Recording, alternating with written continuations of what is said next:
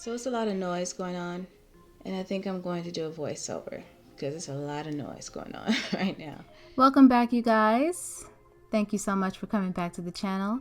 So I'm starting off here showing you guys my skin, okay? This is my skin with no makeup on. I wanted to show you guys that I've suffered from some hormonal acne. These 40s have not been easy on the skin, honey, but I have developed a consistent skincare regimen and things are a lot better than they were before, okay?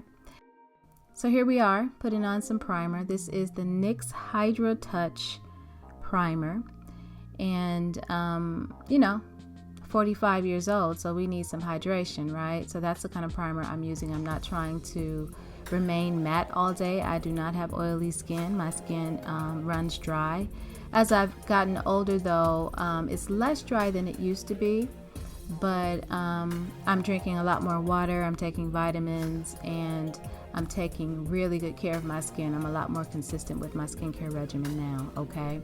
So yeah, that's that. So continuing in the realm of radiance, we are using the NYX Born to Glow Radiant Foundation, and I am mixing that with Revlon Colorstay in Caramel. The color I use in the Born to Glow is Mahogany number 16, and the Caramel just adds a little bit more yellow, and you know, because right now I haven't been out in the sun too much, and I'm not as brown as I would normally be in the summer. So I mix the two together to get, you know, a closer match to my skin tone. I am not using a lot of foundation at all. As you saw, I am not using a lot. This will blend out very thinly, okay? This is not a thick foundation. You don't need much to achieve, you know, medium, light to medium coverage. And that's kind of what I go for now. I no longer require full coverage, even on video. Like, you know, sometimes I will do full coverage, I'm sure. But really, I just want to even out my skin tone. I'm not interested in looking heavily made up or, you know, hiding underneath the foundation. I don't mind seeing blemishes. If anyone sees hyperpigmentation or blemishes through the foundation, I'm just really looking to even out the skin tone and, yeah, really blend that out to achieve a thin application and not a lot of product on the face. Again, this is not a heavy foundation. I guess it depends on how many layers you put, but you know, you got to be mindful of what you are layering on your face and how much of it you're layering, especially as your skin ages, you know. Okay.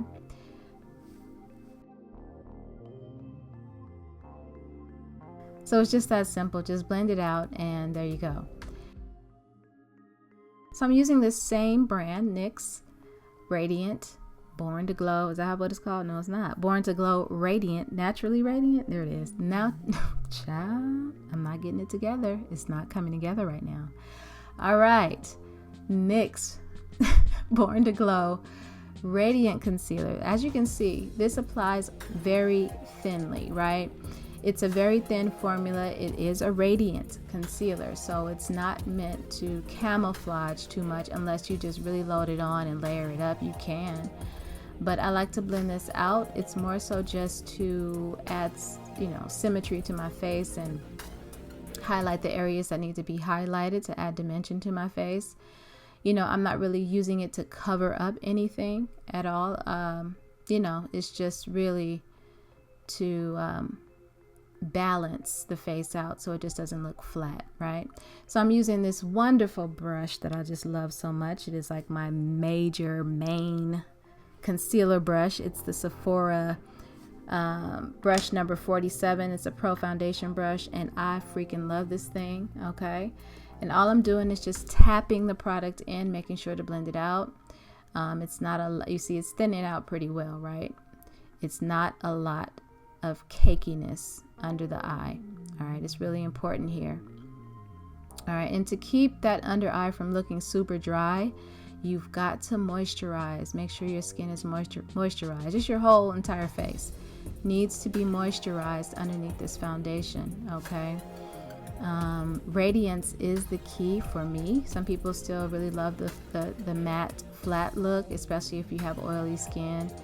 You know, it's different. It all depends on your skin type, what's going on with your skin, as to what products work for you, or you know, what you're looking for. Now, if you have extremely oily skin, yes, go ahead, do matte, use a matte primer, you know, whatever you need to do.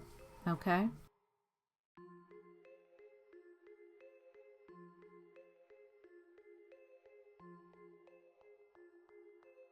So to set that concealer, I am using the Sasha Cosmetics Camouflage Powder in Buttercup. Okay, I still use this. There's no reason for me not to. I just lightly, I do not bake. I just press the powder in, you know, a nice thin layer, and set the concealer that way. I do not bake. I'm not putting a lot of product on my face. I am not, okay? Even this is a little much, to be honest, but I'm doing it for filming purposes, okay?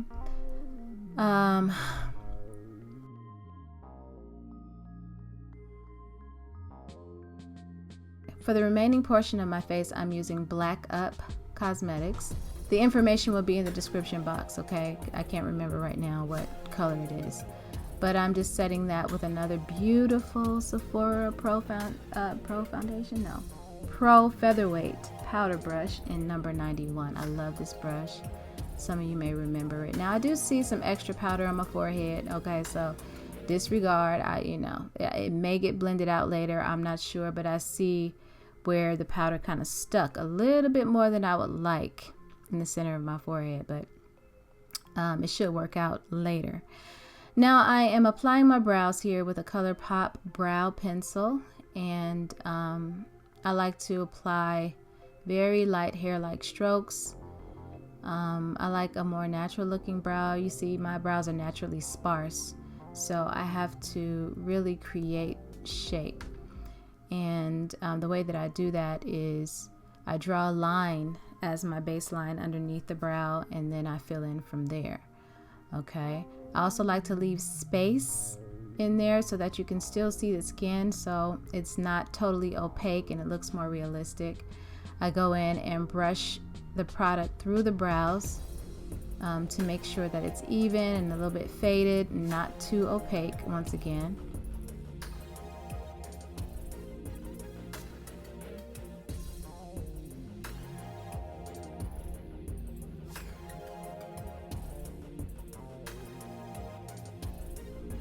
Then after I do this, I'm going to go in with Loreal's Brow Mascara, here we are, and help the brow look a little bit more natural by, you know, simulating hair-like strokes and adding texture to the brow.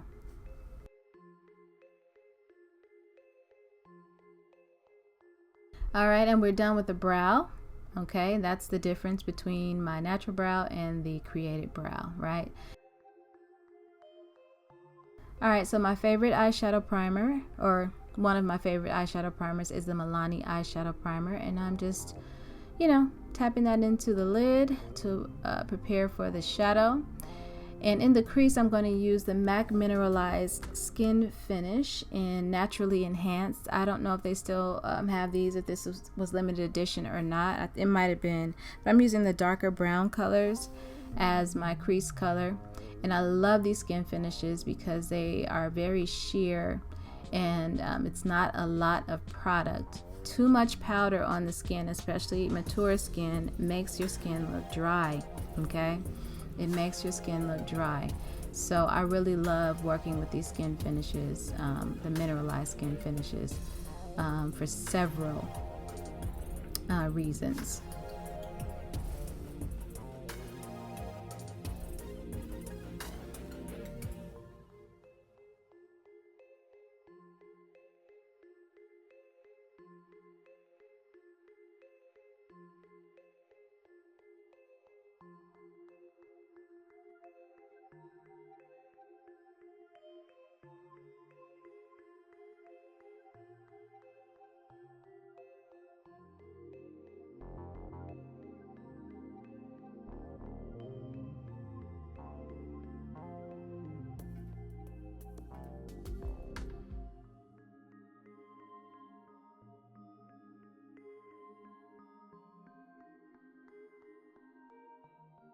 Alright, so on the lid I'm using Anastasia Beverly Hills eyeshadow. I think this is called Peach Sorbet.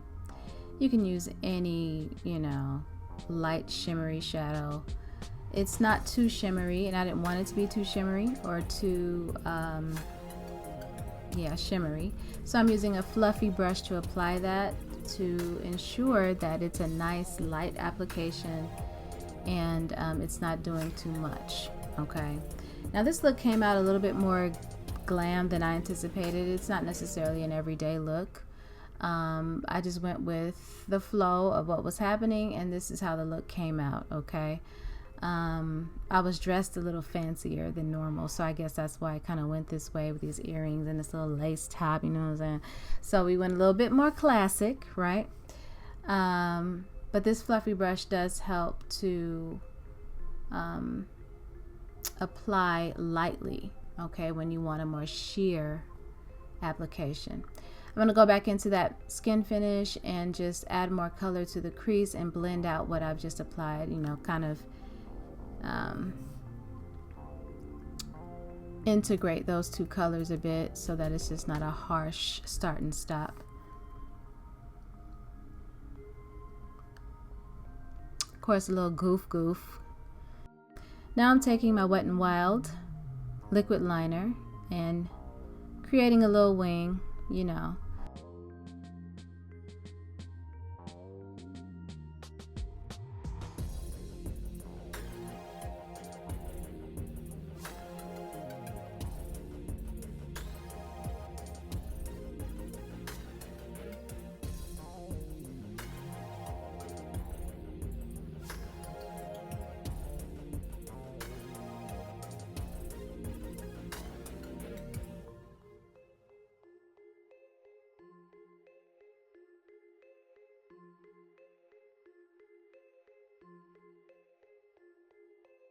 Okay, we're going to add some mascara and lashes.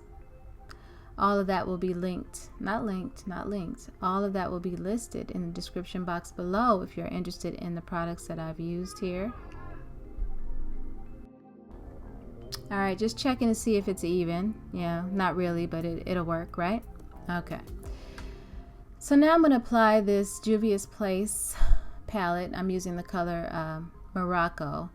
And I'm going to put that under the waterline, or the lash line actually. And I'm going to fill it in about a little over halfway toward the inner corner of my eye. I'm not taking it all the way in. I'm going to do the same thing as well with the eyeliner. So this, you know, helps to keep my eyes looking open and, you know, not so closed off with the black liner.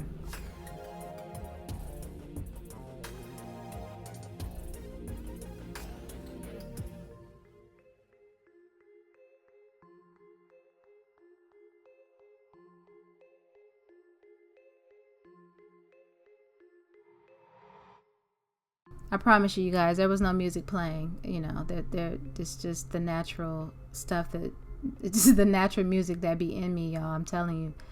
Okay, I don't know. I watched these back and I'm like, I did that? Really? Where was the music? Look, what is that? Okay. Anyway, so here's the mascara I used. I used the It Superhero Cosmetic. The It Cosmetic Superhero Mascara, and then I used a Kiss Lash in So Wispy #3, I think. Okay. All right. So for the cheeks, we are working with MAC's Sun Power, the mineralized skin finish. Y'all know, if you may be familiar with this with me. This is like my favorite cheek product. It's so simple, so easy. It does what I needed to do. I don't have to put contour and blush, and I don't have to put like 5 things on the cheek. It contours, it warms up the cheeks all in one, and it's a very sheer application of powder. It's not a lot of product being placed on the skin. Now this right here is my favorite highlighter. I don't care who comes out with what, but this has just been my tried and true highlighter from Sonia Kashuk. This is the Goddess Illuminating bronzer, okay? And listen, I freaking love this highlighter still. I still love it, okay? So I just apply that at the tops of the cheeks with a really feathery brush, because I don't like that stripe of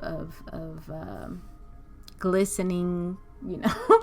That stripe of frost on the cheeks is not my favorite, so I like to make sure that, you know, it's kind of blended.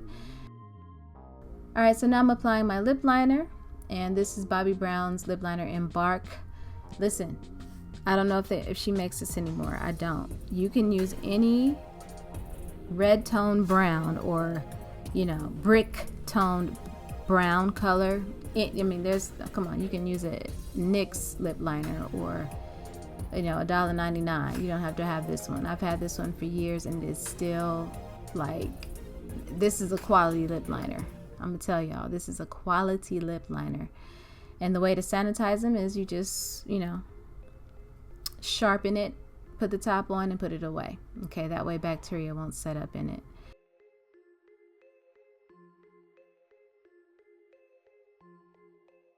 Okay, so now I'm using a lip cream from Sephora in the color Red, I believe. Okay, I love these. They're very lightweight. And that is the look, you guys.